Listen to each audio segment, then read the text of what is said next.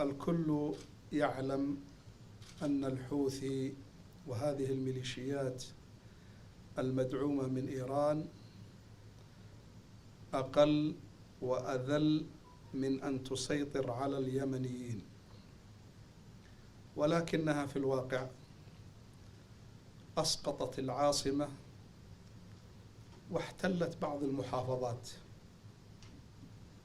فما هو السبب حتى نعرف العلاج؟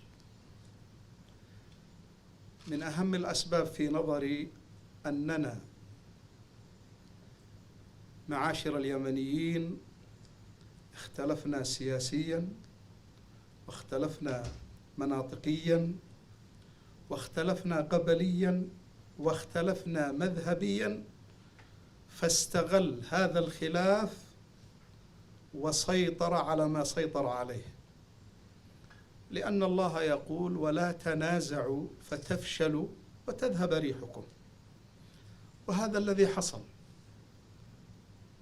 ما كان له أن يسقط عاصمة اليمنيين، وما كان له أن يسيطر على كثير من المحافظات، لولا أننا انشغلنا ببعضنا البعض واختلفنا اختلافا أدى هذا الاختلاف الكبير إلى أن يتغلغل هذا العدو.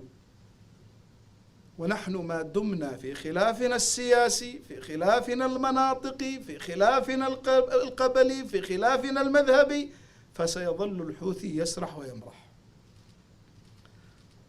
فالعلاج: وحدوا الصف، فإن الخلاف دمار وفشل وضياع.